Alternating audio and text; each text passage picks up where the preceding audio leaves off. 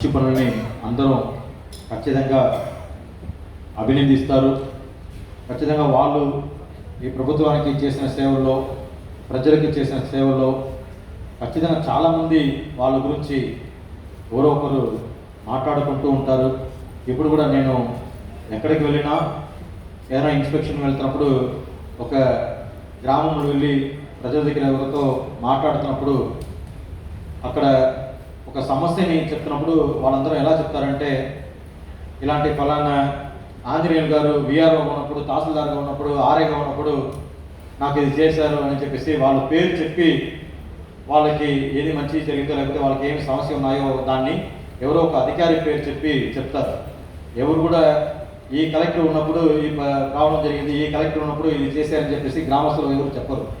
గ్రామస్తులందరికీ collector గురించి అంత పెద్దగా తెలియదు. ఓన్లీ చదువుకున్న వాళ్ళకి, ఒక పై స్థాయిలో ఉన్న వాళ్ళకి, రాజకీయ నాయకులకి, వీళ్ళకి మాత్రమే కలెక్టర్ పేరు బాగా తెలుసు.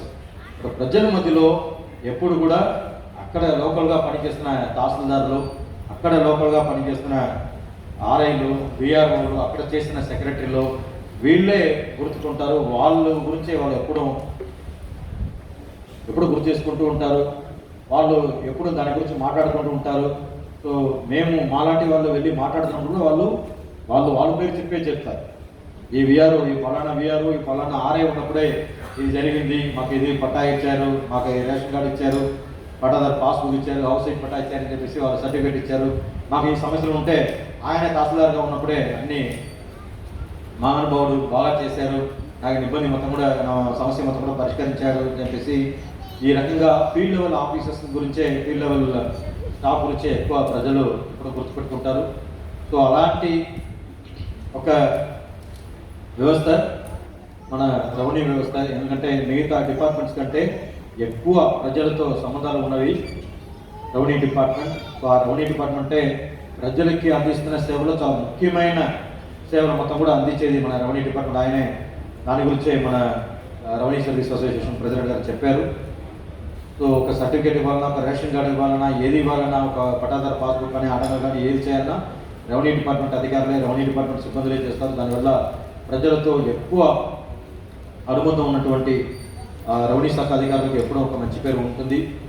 కానీ ఇప్పుడు ఉన్న పరిస్థితుల్లో మనకు చాలా చెడ్డ పేరు కూడా ఉన్నాయి.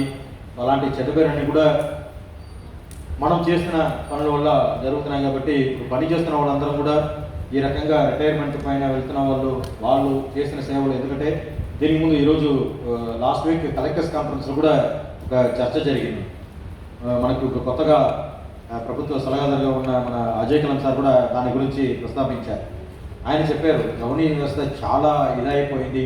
దీనికి ముందు మేము సెక్రటరీగా ఉన్నప్పుడు, మేము కలెక్టర్గా ఉన్నప్పుడు ఇంత ఇదిగా ఉండేది కాదు. ఒక 20 ఇయర్స్ ముందు రెవెన్యూ డిపార్ట్మెంట్ అంటే, తహసీల్దార్ వ్యవస్థ అంటే చాలా గట్టిగా ఉండేవాళ్ళు. ఎక్కడ కూడా ఎలాంటి తప్పు జరగకుండా చాలా నీట్గా వాళ్ళు ఆ డిపార్ట్మెంట్ వర్క్ని చేసుకుంటూ వెళ్ళేవాళ్ళు. ల్యాండ్ రికార్డ్ని చాలా బాగా మెయింటైన్ చేసేవాళ్ళు. ఇప్పుడు చాలా వరకు ఇదైపోయింది, చాలా తారుమారు చేసేస్తున్నారు, అవకతవకలు చాలా ఎక్కువ జరుగుతున్నాయి, భూ సమస్యలు చాలా పెరిగిపోయింది అని చెప్పేసి బాధపడడం జరిగింది. సో ఇలాంటి సమయంలో రెవెన్యూ డిపార్ట్మెంట్ పనిచేస్తున్న ఇప్పుడు కొత్తగా సర్వీస్కి వచ్చినటువంటి మనం అందరం కూడా ఇలాంటి సీనియర్ ఆఫీసర్స్ వాళ్ళు చేసిన సేవల గురించి బాగా తెలుసుకొని మనం కూడా దాన్ని ఒక ఆదర్శంగా తీసుకొని మనం చేసుకుంటున్న పనులు మొత్తం కూడా ఒక మార్పు తీసుకుని రావాల్సిన సమయం ఇది. సో దానికోసం ఇలాంటి ఒక వీడ్కోలు, ఇలాంటి ఒక రిటైర్మెంట్ ఫంక్షన్ని కూడా దాని గురించి కూడా మనము మాట్లాడుకోవాల్సిన అవసరం ఉంది.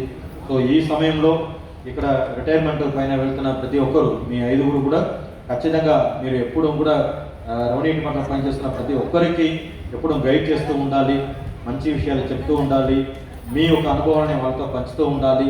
సో రెవెన్యూ సర్వీసెస్ అసోసియేషన్ కూడా ఏం చేయొచ్చంటే, ఇలాంటి సీనియర్స్ని జూనియర్స్తో ఎక్కువ ముఖాముఖి కార్యక్రమాలు పెట్టండి, వాళ్ళతో ఇంటరాక్షన్ పెట్టండి.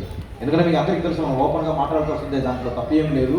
సో అంత ఒక చెడ్డ పేరు రెవెన్యూ డిపార్ట్మెంట్కి ఇప్పుడు ఈ సమయంలో ఉంది. కాబట్టి సో ఇలాంటి సమయంలో మీరందరూ కూడా ఈ సీనియర్ ఆఫీసర్స్ వాళ్ళు ఒక అనుభవాన్ని బాగా ఉపయోగించుకోవాలి. దానికి రెవెన్యూ సర్వీసెస్ అసోసియేషన్ మీరు ముందడుగు వేయాలి. సో ఆ రకంగా వీళ్ళని వాడుకోండి. సో ఈరోజు ఈ రిటైర్మెంట్ పైన ఈరోజు 5 వాళ్ళు రిటైర్ అవుతున్న ఈ సమయంలో వాళ్ళందరికీ కూడా నా విషెస్ తెలియజేస్తున్నాను. వాళ్ళ కుటుంబ సభ్యులందరూ కూడా విషెస్ తెలియజేస్తున్నాను.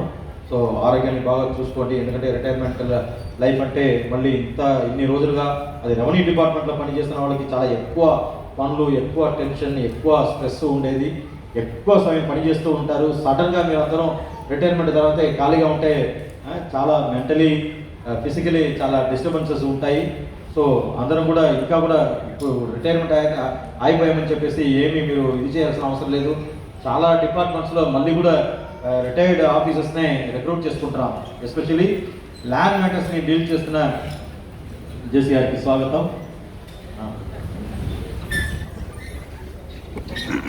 సో ఇలాంటి సమయంలో మనకు చాలా అవకాశాలు ఉన్నాయి. రిటైర్మెంట్ తర్వాత కూడా వచ్చి పని చేసుకోవడానికి మనకు చాలా అవకాశాలు ఉన్నాయి. ఎందుకంటే ల్యాండ్ ఎక్విజిషన్ కూడా చాలా డిపార్ట్మెంట్స్లో జరుగుతున్నాయి, చాలా ఆర్గనైజేషన్ జరుగుతున్నాయి. సో ఇలాంటి రిటైర్డ్ రెవెన్యూ ఆఫీసర్స్ని వాళ్ళు రిక్రూట్ చేసుకుంటున్నారు కాబట్టి ఖచ్చితంగా పోస్ట్ రిటైర్మెంట్ ఆపర్చునిటీస్ కూడా మనకి ఎక్కువ ఉన్నాయి కాబట్టి దాన్ని కూడా ఉపయోగించుకోవచ్చు. ఎందుకంటే ఇప్పుడు మార్నింగ్ కూడా నేను తెలిసినప్పుడు నా దగ్గర ఆర్డీఓగా పనిచేస్తున్న ఒక ఆయన ఈరోజు ఈ జెన్కో సోలార్ కార్పొరేషన్లో డిప్యూటీ కలెక్టర్గా, ల్యాండ్ ఎక్విజిషన్ డిప్యూటీ కలెక్టర్ కన్సల్టెంట్గా పనిచేస్తున్నారు. తర్వాత చాలామంది తహసీల్దార్స్, డిప్యూటీ తహసీల్దార్స్ చాలామంది చాలా ఆర్గనైజేషన్లో పనిచేస్తున్నారు. సో ఖచ్చితంగా మీరందరూ కూడా రిటైర్మెంట్ తర్వాతే ఖాళీగా ఉండకుండా మీ యొక్క అనుభవాన్ని, ఎందుకు చెప్తున్నానంటే మీరు సంపాదించుకోవడానికి అలాంటివి చెప్పలేదు నేను, మీ యొక్క అనుభవాన్ని, మీ యొక్క సర్వీసెస్ని ఇప్పుడు దాకా ప్రభుత్వానికి అందించినట్టుగా మళ్ళీ కూడా అందించే అవకాశం ఉంటుంది. సో దాన్ని కూడా మీరు సద్వినియోగం చేసుకోవాలని నేను కోరుతున్నాను. దానికి కుటుంబ సభ్యులందరూ కూడా వాళ్ళకి సపోర్ట్ చేయాలని కోరుతూ ప్రతి ఒక్కరికి నా విషయం తెలియజేస్తూ సెలవు తీసుకుంటున్నాను.